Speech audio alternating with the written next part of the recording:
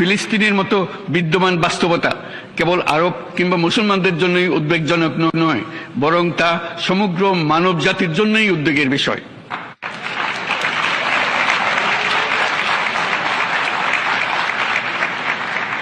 একজন মানুষ হিসেবে প্রত্যেক ফিলিস্তিনির জীবন অমূল্য।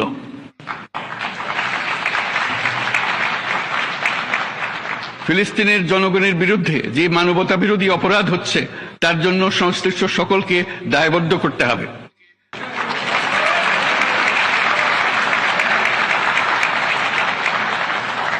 ফিলিস্তিনের জনগণের উপর চলমান নৃশংসতা, বিশেষত নারী এবং শিশুদের সাথে প্রতিনিয়ত যে নিষ্ঠুরতা বিশ্ব দেখাচ্ছে, তা থেকে নিস্তারের জন্য বাংলাদেশ অনতিবিলম্বে সম্পূর্ণ যুদ্ধবিরতির আহ্বান জানাচ্ছে।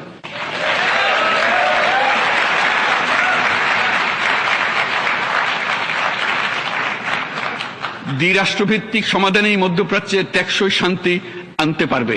তাই জাতিসংঘ সহ আন্তর্জাতিক সম্প্রদায়ের সকলকে এর বাস্তবায়নের জন্য এখনই উদ্যোগ নিতে আহ্বান জানাচ্ছি।